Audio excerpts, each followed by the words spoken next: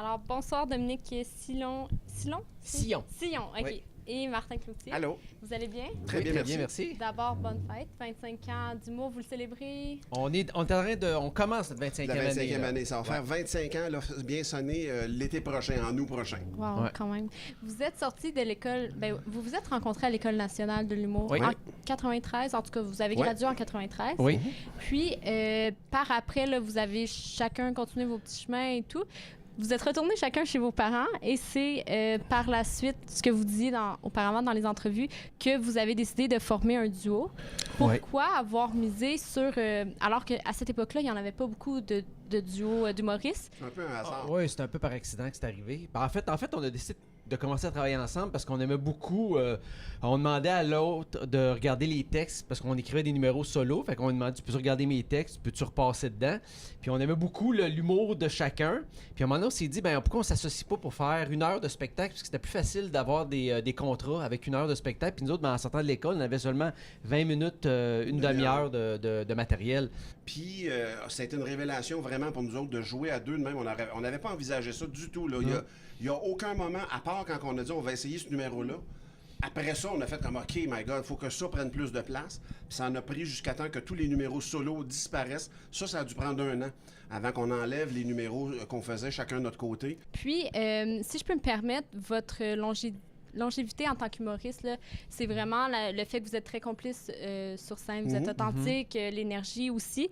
Mais ce que j'ai remarqué, et ça peut être très personnel, vous avez un grand respect de la langue française. Vous tombez pas facilement dans la vulgarité. On essaie, c'est pas exclu qu'il y en ait dans un show, mais on essaie que ce soit pas gratuit. On essaie que ce soit pas non plus notre façon de s'exprimer nécessairement, mais exemple, un sacre peut être une ponctuation à un moment donné, puis une expression de quelque chose qui est vrai dans notre milieu de vie. Au Québec, ça veut dire quelque chose, tu sais.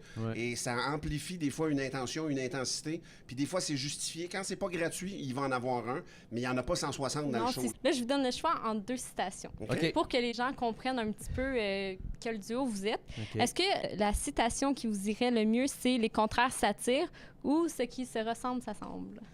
Je pense que au début, c'était les contraires s'attirent et je pense que Maintenant, depuis c'est, quelques années, qui se ressemble s'assemble. Au moins je dirais les 10 premières années, c'était vraiment les contraires qui s'attiraient, puis on était vraiment des contrastes. Moi, un gars de la campagne, lui, un gars de la ville. Oui, Moi, et vos d'une famille gags étaient ponctués sur ça souvent. Là, Ouais, vous puis, lanciez la balle. Absolument, puis on était de milieux différents. Moi, j'ai une grosse famille, lui, une famille moins nombreuse, OK. avec des tissus sociaux très, très opposés, mettons. J'étais vraiment un gars de la campagne, lui, c'était un fils d'asphalte dans ce temps-là, tu sais. Je pense que c'est vraiment l'humour, le rire qui Vous a fait rassemble. qui nous a Puis, à assemblés. un moment donné, on a comme mélangé un peu tout ça parce que moi, je pense que les 10 premières années, on était en mesure tout le temps de dire, même après 250 représentations, qui avait écrit quel gag. La période d'écriture, le faites-vous chacun de votre côté, après vous en jasez, Ouais. comme dans vos débuts? On le fait chacun de notre côté parce qu'il y a un bout personnel dans chacun de nos shows, tu sais. Ouais. C'est bien. C'est l'accumulation de nos deux personnalités, le show tout le temps. Fait que oui, ça prend... si on le faisait toujours ensemble, je pense qu'on se censurerait beaucoup. Je pense pas que ce serait productif. Je pense qu'on a besoin, nous, comme artistes individuels, de dire, moi, j'ai le goût de parler de ça, mettons, tu sais. Et on l'amène sur la table après ça, puis on voit qu'est-ce qu'on cuisine, comment qu'on l'apprête, si ça marche, puis comment on peut le faire à deux, tu sais. Il y a des sujets, des fois, qui font pas qui restent pas dans le show parce qu'ils ont pas cette pérennité-là entre nous deux, tu sais. Mais au départ, c'est les deux, on arrive avec des idées. Puis généralement, ça se passe bien. Il y en a très peu de sujets qu'on met de côté parce que on reste généreux après toutes ces années-là, un envers l'autre. Tu sais, moi, j'ai beaucoup de respect pour ce que Dominique amène, puis la proposition qu'il fait, puis je sens la même chose de sa part aussi, tu sais. Si j'ai une idée de faire un numéro, on va aller vraiment au bout de l'affaire, puis la même chose pour lui, tu sais. Tout à fait. En terminant, j'aimerais faire un petit quiz. Vous devez en fait répondre par un mot pour compléter la phrase que je vais dire. OK. Mon premier spectacle d'humour était, 3 petits points, un mot. Difficile. J'étais au collège, puis j'avais fait un show, c'était à Québec, dans un rassemblement de collégiens comme ça, puis écoute, je m'étais évanoui en sortant de la scène. Le avec, stress ou grippe musculaire, vraiment OK. le stress, absolument. Vraiment. toi? Mon premier spectacle d'humour, c'était à la Polyvalente. OK. Ouais, moi, j'ai fait beaucoup d'improvisation, puis je me rappelle en secondaire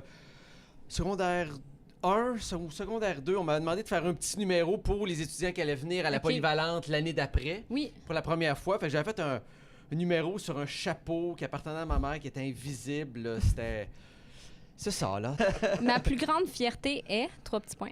Ben, en fait, c'est une fierté, oui, mais en même temps, je nous trouve très choyés de pouvoir faire ça Pendant depuis tant tout ce d'années. temps-là. Oui.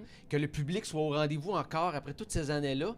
Parce que nous autres, on n'a jamais compté les années. On s'est jamais dit, ben dans 10 ans, ça serait le fun d'être rendu là. On a n'est toujours pas vu ça de carriériste. projet à projet. T'sais, on écrivait un show, on l'écrivait, on embarquait dedans, puis on le faisait.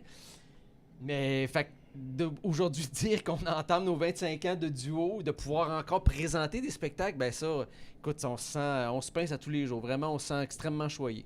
25 ans d'humour, c'est, en un mot. C'est le fun! C'est le Ben fun, oui, puis c'est le fun. c'est court en même temps parce qu'on dirait pas. On dirait pas que ça fait 25 ans. On le voit dans le miroir quand on voit le peu de gris qu'on a chaque côté de la tête puis les pas de doigts autour des yeux, mais on dirait vraiment pas que ça fait 25 ans. Tu sais, je suis arrivé tantôt puis on est venu ici, je pense, il y a En 12 ans. 2005, Quelque chose comme ça, là, et en rentrant dans le stationnement, en entrant, puis surtout dans le rodage, de même, c'est des salles plus modestes qu'en tournée où il y a des 700, 800, 1000, 1500 personnes des fois. Ah, exactement. Là, des petites salles comme ça me ramène à mes débuts. Vraiment à nos débuts, en fait, il y a 25 ans, on faisait des petites salles comme ça, puis